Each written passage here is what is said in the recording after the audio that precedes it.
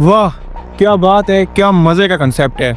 Gravitational lensing gravitational lensing मतलब के bending of light due to gravity. Light का bend होना ग्रेविटी की वजह से।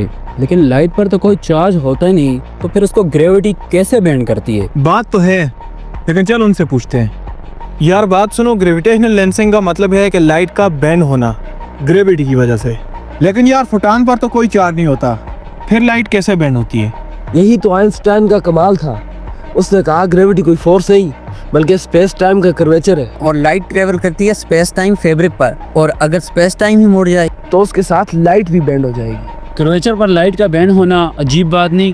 चलो मान लो कि लाइट एक ट्रेन है और स्पेस टाइम फैब्रिक उसका रेलवे ट्रैक, और अगर ट्रैक ही मुड़ जाए तो सीधी सी बात है, ट्रेन भी उसके साथ मुड़ जाएगी। लेकिन मेरा क्वेश्चन है कि अगर लाइट बेंड होती है तो क्या हमें असली ऑब्जेक्ट की लोकेशन भी गलत नजर आती है? एग्जैक्टली, ग्रेविटेशनल लेंसिंग की वजह से हमें ऑब्जेक्ट का इल्यूजन मिलता है। लेकिन यार तुमने ये सवाल क्यों किया? वो इसलिए कि मैंने एक पिक्चर देखी थी जिसमें लाइट राउंड शेप में थी, जैसे कोई रिंग हो।